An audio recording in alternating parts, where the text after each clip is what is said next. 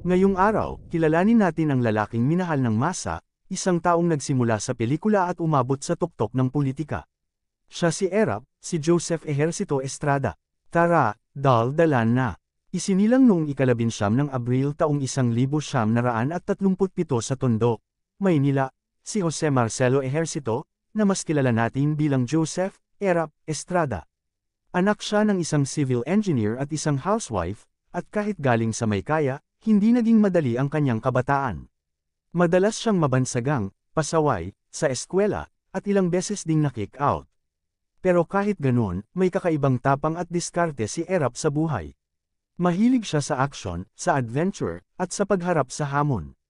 At di niya alam noon, yung tapang niyang yun, dadalhin siya sa showbiz at sa politika. Pumasok siya sa showbiz noong 1956. At dahil mahirap bigkasan ng ehersito, pinili niya ang screen name na Erap, baliktad ng salitang pare.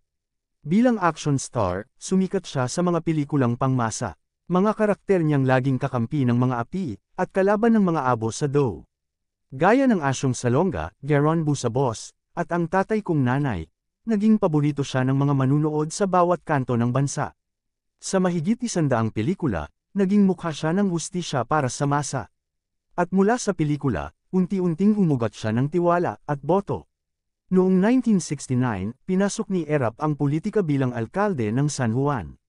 3 dekada siyang naglingkod, una bilang mayor, tapos senador noong 1987, at vice president noong 1992 sa ilalim ni President Ramos. Pero ang pinakatumatak sa kasaysayan, taong 1978, nang mahalal siya bilang Pangulo ng Pilipinas.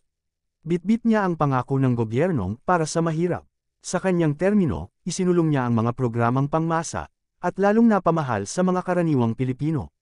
Pero hindi naging madali ang pag-upo niya sa Malacanang.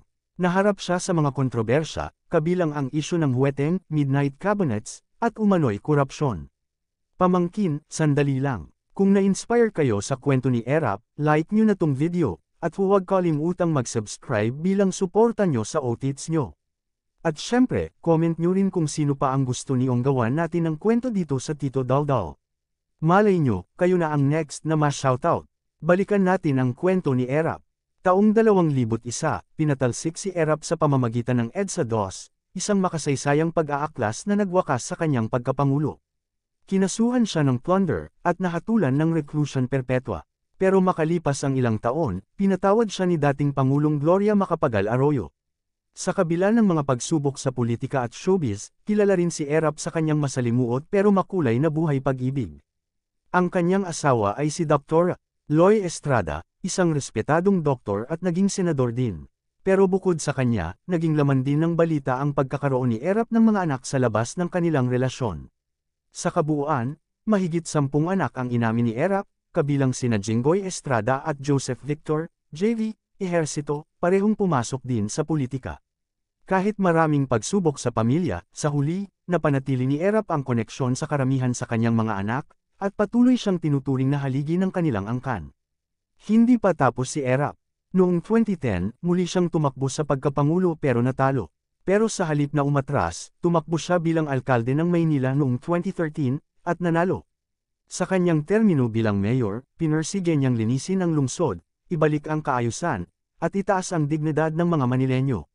At muli siyang nanalo noong 2016, pero natalo sa re-election noong 2019. Ngayong 2025, nasa pribadong buhay na si Erap. Matapos ang matinding laban niya sa COVID-19 noong 2021, kung saan na-confine siya sa ICU, mas pinili niyang magpahinga kasama ang pamilya. Bagamat wala na sa posisyon, malaki pa rin ang impluwensya niya sa politika. Bilang ama, lolo, at dating leader ng bansa, nananatili siyang simbolo ng taong bayan, ang Pangulo ng Masa. Mga pamangkin, si Erap Estrada ay kwento ng pagsikat, pagbagsak, at muling pagbangon.